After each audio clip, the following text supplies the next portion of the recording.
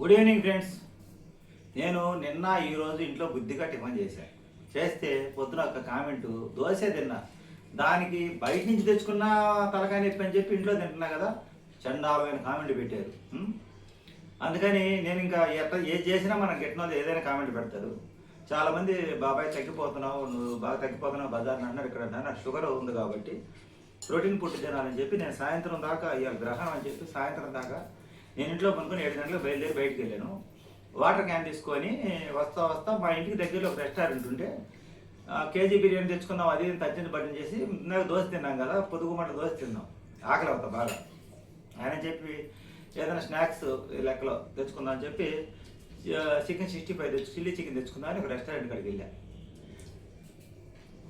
పోంగలోనే అక్కడ ఏం జరిగిందంటే అక్కడ కూర్చొని ఒక చిల్లీ చికెన్ పార్సల్ చెప్పండి అన్నా. ఆ వాటర్ గారు ఫోన్ చూసుకుంటా ఉన్నారు. సరే వినిపించుకోలేదని కాసేపు వెయిట్ చేసి ఒక 5 నిమిషాలు మళ్ళీ చెప్పా చిల్లీ చికెన్ ఉందా లేదా అని.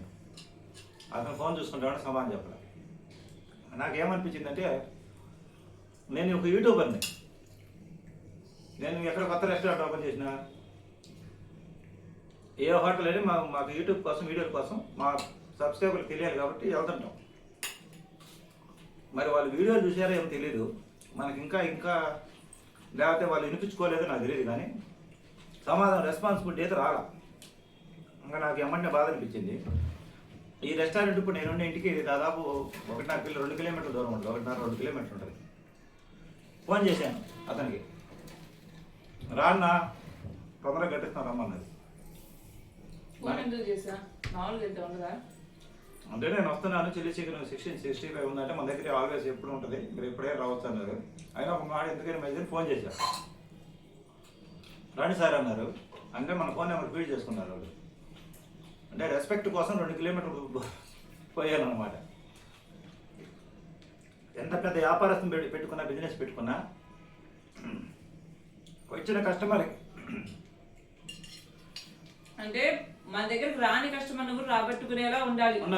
అక్కడ కొత్త రెస్టారెంట్ వాళ్ళు బాగా రెస్పెక్ట్ ఇస్తున్నారు. అందుకే పదే నేను అడగబోతున్నాను అనమాట. ఏందమ్మా ఇప్పుడు మనం ఎక్కడైనా డబ్బులు ఇచ్చి తెచ్చుకునేది. నేను ఏ రెస్టారెంట్ గురించి కానీ ఏ హోటల్ గురించి కానీ తక్కువ చెప్పలేదు ఇంతవరకు, చెప్పను కూడా.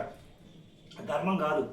ఎందుకంటే గతంలో మనం తెచ్చుకొని బాగున్నాయి అని చెప్పాం. బాగలేనప్పుడు ఎవరికేం చెప్పాలి బాగలేదని. మరి వాళ్ళు ఏ ఆలోచనలో ఉన్నారో సమాధానం చెప్పలేదు. నాకు ఏమన్నా ఆలోచన వచ్చింది, నేను ఒక యూట్యూబర్ని కాబట్టి ఈ రెస్టారెంట్ గురించి వీడియో పెట్టడం వల్ల వాళ్ళు ఏమన్నా చూసి నాకు రెస్పాన్స్ ఇవ్వలేదని చెప్పి నేను సైలెంట్గా వచ్చేసాను.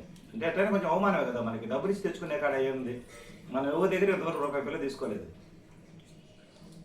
ఒకవేళ ప్రమోషన్ చేసి డబ్బులు తీసుకున్నా మీకు చెప్తాం. ఇంతవరకు అందరూ వెళ్తే అంత డబ్బులు తెచ్చుకుంటున్నా. ఇప్పుడు వీళ్ళ దగ్గర కూడా తెచ్చుకున్నా. అది బిల్లు చూడదు తిప్పేనా అది కాదు సెల్ఫీలో. ఎందుకంటే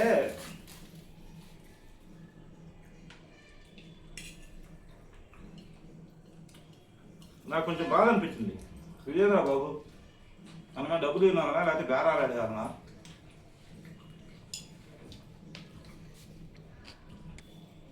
ఇది టేస్ట్ అయితే సూపర్గా ఉంది, నిజంగా సూపర్ ఉంది. మా అమ్మాయి మా ఆవిడ ఉంది, అంత దూరం ఏం పోతారే ఇక్కడ దగ్గర తెచ్చుకోమన్నారు.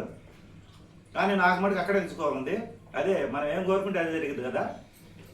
అందువల్ల అంటే మా ఉద్దేశం ఏంటంటే ఎప్పుడు ఒకే చోట ఎందుకులే అని. కానీ ఇప్పుడు నాకు అర్థమైంది ఏంటంటే మనం ఎడైనా డబ్బులు ఇచ్చి తెచ్చుకునేదే ఏమంటారు, కానీ అదే గౌరవంగా రెస్పాన్సిబిలిటీ పైగా మా నాన్న అంత దూరం ఎక్కడలే ఇంకా అనేసి ఆ మాటకి టేస్ట్ అయితే ఇక్కడ స్పైసీగా బాగుంది. అంటే మనం అన్ని చోట్ల తెచ్చుకోవాలన్న ఉద్దేశంతో అంతే, అందరినీ ఇంప్రూవ్ సపోర్ట్ చేద్దామని. కానీ రెస్పెక్ట్ ఎక్కడుంటే అక్కడికే పోవాలండి. నిజం చెబుతున్నా, నేను ఇంతవరకు యూట్యూబర్గా నేను 2 సార్లే గౌరవాన్ని పొందాను.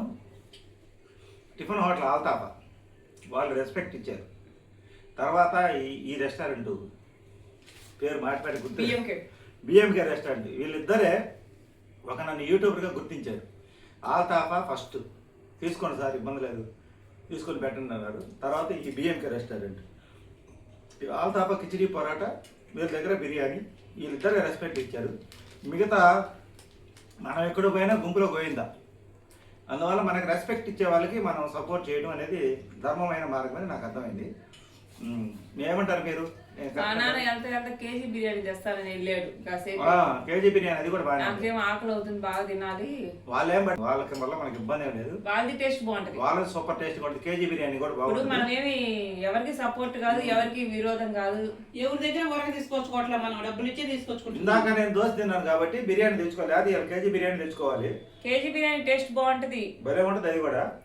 ఇక్కడ వీళ్ళ దగ్గర మొన్న వీళ్ళ తెచ్చాను. దగ్గర ఇప్పుడు 3 ఈ రోజు చికెన్ 65 తెచ్చా, మొన్న వచ్చేసి చిల్లీ చికెన్ తెచ్చాను. ఇప్పుడు మేము 4 ఐటమ్స్ చేసాం, ఏ ఐటమ్ కూడా ఇంతవరకు ఫెయిల్ కాలేదు. టేస్ట్ నిజంగా చాలా బాగుంది. నేను చెప్పాను కదా, కిచడీ పరోటా, చికెన్ ఫ్రై, ఆల్తాఫా ఫస్ట్ మనకి బాగా, సో మనకి వాళ్ళు బాగా రెస్పెక్ట్ ఇచ్చారు. తర్వాత కాదు, మీరు ఇంట్లో చేసుకుని తినొచ్చు అన్నారు. ఆడాడో 1 కేజీ చికెన్ తెస్తారు కదా నాన్న, అది తెచ్చి దాన్ని చేసి దాని ఖర్చు కూడా అంతే, ఇది మన శ్రమ అంతే.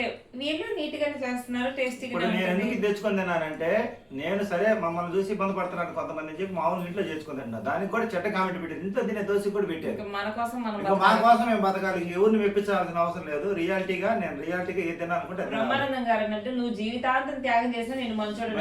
మన జీవితాన్ని త్యాగం చేసినా మనం మంచి వాళ్ళు అంటారు మేము. అది అందువల్ల ఈరోజు మా ఇష్ట ప్రకారంగా తెచ్చుకోవడం జరిగింది. వీడియో నచ్చితే లైక్ చేయండి, సపోర్ట్ చేయండి. Thank you.